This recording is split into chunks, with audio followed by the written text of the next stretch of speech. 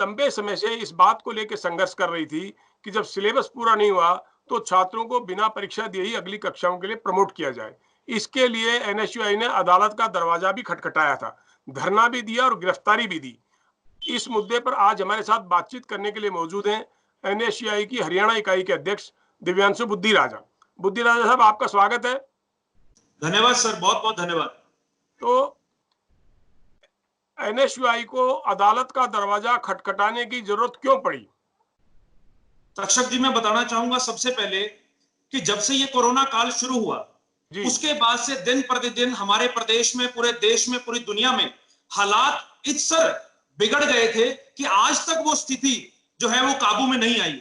ऐसे हालात देखते हुए हमने सबसे पहले 27 तारीख को माननीय राज्यपाल जी को, मुख्यमंत्री, उप मुख्यमंत्री व शिक्षा मंत्री जी को एनएसयूआई हरियाणा की तरफ से एक ज्ञापन भेजकर यह मांग करी कि प्रदेश के हालात देखते हुए, क्योंकि 20 मार्च के बाद यूनिवर्सिटी कॉलेजेस सब बंद हो चुके थे, ना ही कॉलेजेस यूनिवर्सिटी में किसी तरीके का सिलेबस पूरा हुआ, वे ना ही ऐसे हालात हैं कि प्रदेश में हम इतने लाख विद्यार्थियों को परीक्षा केंद्रों में भेज सकें। तो ऐसे हालात देखते हुए हमने सरकार से मांग करी कि सरकार विद्यार्थियों से लिखित परीक्षा ना ले, वह विद्यार्थियों को जो पुराना उनका पास्ट रिकॉर्ड है एकेडमिक्स का, उसके बिहाफ पे सरकार विद्यार्थियों को अगली कक्षा में प्रमोट कर दे। जी, लेकिन सरकार तो पहले ही कह चुकी थी बुद्धिराजा साहब कि फर्स्ट ईयर और सेकंड ईयर के छात्रों को बिना परीक्षा लिए ही प्रमोट कर दिया जाएगा। आपके संघर्ष की वजह क्या थी फिर? तक्षक जी, जो आप बात बता रहे हैं इसमें भी एक बड़ा रोमांच है। 27 तारीख को हमने ये ज्ञापन भेजा और उसके 9 या 10 दिन निकल जाने के बाद ना ही सरकार के कानों पर कोई जू रेंगी, ना ही उप मुख्यमंत्री व ना ही माननीय राज्यपाल जी ने इसके ऊपर कोई संज्ञान लिया। अंत में मजबूरन हमें माननीय अदालत का दरवाजा खटखटाना पड़ा। इसलिए मैं बताना चाहूंगा कि 6 जून को एनएसयूआई हरियाणा ने, क्योंकि 3 यूनिवर्सिटीज अपनी डेट शीट जारी कर चुकी थी, महर्षि दयानंद यूनिवर्सिटी, कुरुक्षेत्र यूनिवर्सिटी और चौधरी देवीलाल यूनिवर्सिटी सिरसा, इन तीनों यूनिवर्सिटीज को पार्टी बनाकर, स्टेट गवर्नमेंट को पार्टी बनाकर, डिपार्टमेंट ऑफ हायर एजुकेशन को पार्टी बनाकर हमने माननीय पंजाब एंड हरियाणा हाईकोर्ट में रिट पिटीशन दाखिल करी।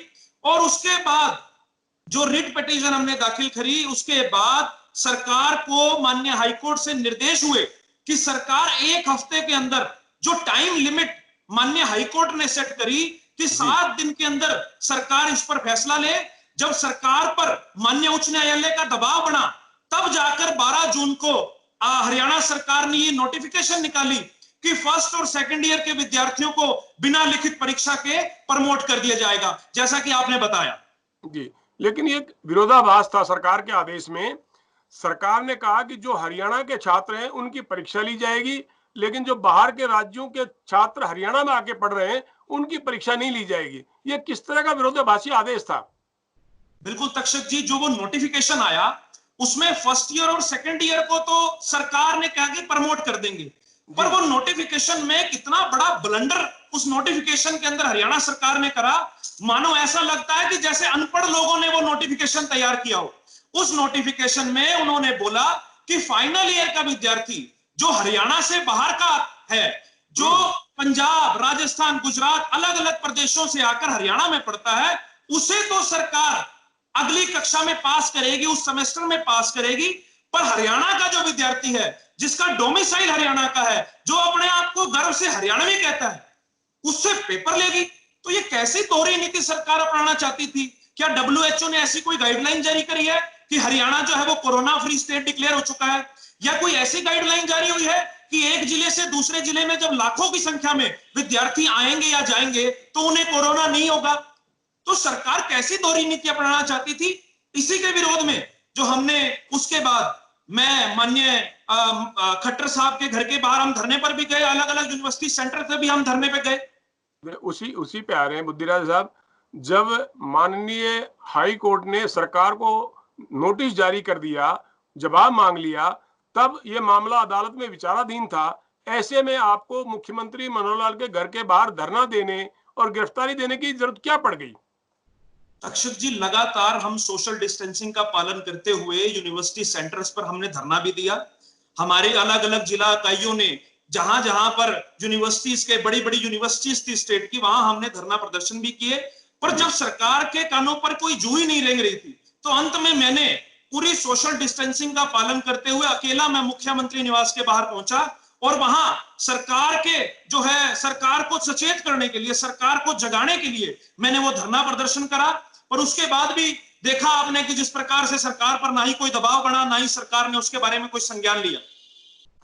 ऐसे कितने छात्र होंगे जिन यूनिवर्सिटीज और कॉलेजेस के जिनको अगली कक्षाओं में प्रमोट किया जाएगा? कितनी संख्या है ऐसे छात्रों की? तक्षक जी, अगर इसमें मैं बात करूं तो मैं थोड़ी सी एक बात आपके इसमें ऐड करना चाहूंगा जी जी। कि उसके बाद जब वो धरना प्रदर्शन हुआ, जब वो गिरफ्तारियां हुई, उसके बाद जब सरकार ने नहीं सुना, तो अंत में हमारे पास एक बार फिर हमें सिर्फ एक ही सूरज की किरण दिखाई दे रही थी और वह था माननीय उच्च न्यायालय। इसलिए हमने दोबारा से माननीय उच्च न्यायालय में फाइनल सत्र के विद्यार्थियों के लिए, हरियाणवी विद्यार्थियों के लिए हमने दोबारा से हाईकोर्ट का दरवाजा खटखटाया।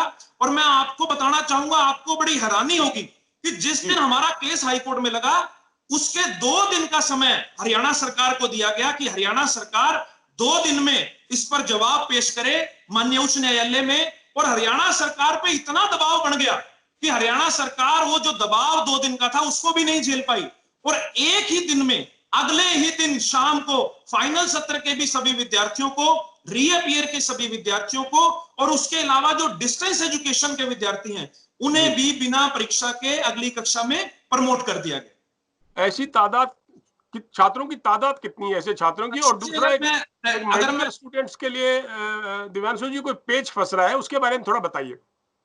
अक्षक जी, अगर मैं बात करूं तो जो रेगुलर स्टूडेंट्स हैं हरियाणा में लगभग 60 से ज्यादा यूनिवर्सिटीज हैं, तो जो मेरा अंदाजा कहता है कि 30 से 40 लाख विद्यार्थी इस समय रेगुलर का जो हरियाणा के अंदर पढ़ रहा है जी। उसके अलावा अगर डिस्टेंस एजुकेशन की बात करूं तो मुझे लगता है कि 5 से 10 लाख के जो अराउंड है विद्यार्थी, वो भी इस जो सरकार का फैसला हुआ है उससे उनको भी राहत मिलेगी।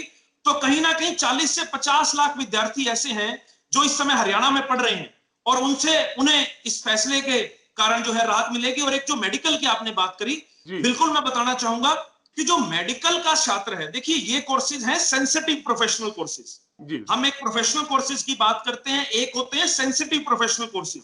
तो मेडिकल का छात्रों का पेच यहां फंस रहा है। मेरे पास काफी छात्रों के, जब ये फैसला हो गया, काफी मेडिकल के छात्रों के मेरे पास फोन आ रहे हैं, मेरे पास मैसेजेस आ रहे हैं। अब मेडिकल की जो रेगुलेटरी बॉडीज हैं, जैसे एमबीबीएस का है तो मेडिकल काउंसिल ऑफ इंडिया है, अगर डेंटल का है तो डेंटल काउंसिल ऑफ इंडिया है, अगर हम आयुष का देखें तो सीसीआईएम है। ये जो इनकी रेगुलेटरी बॉडीज है, इन्होंने अभी तक कोई गाइडलाइंस या कोई एडवाइजरी जो है वो जारी नहीं करी है और इनकी एडवाइजरी ऑल ओवर इंडिया में जो है हर कॉलेजेस में लागू होती है।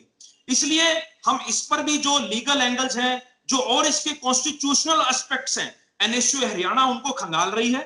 उसमें किस तरीके से हम कोई कार्रवाई कर सकते हैं या किस तरीके से हम ज्ञापन लिख सकते हैं या किस तरीके से हरियाणा सरकार को इसमें इन्वॉल्व करके सेंट्रल गवर्नमेंट को कोई ज्ञापन हरियाणा सरकार की तरफ से भिजवा सकते हैं, इन सभी एंगल्स के ऊपर हम लीगल्स की और एक्सपर्ट्स लोगों की, क्योंकि मैं भी मेडिकल लाइन का अपने आप को एक्सपर्ट नहीं समझता, इसलिए मैं इनमें एक्सपर्ट लोगों की राय मशवरा ले रहा हूं और जल्दी ही इसमें जो भी एनएसयू हरियाणा की तरफ से कोई एक्शन बनता हुआ, हम जल्दी ही वो एक्शन लेंगे और उम्मीद करेंगे कि सरकार मेडिकल लाइन के भी सभी विद्यार्थियों को कोई राहत प्रदान करे।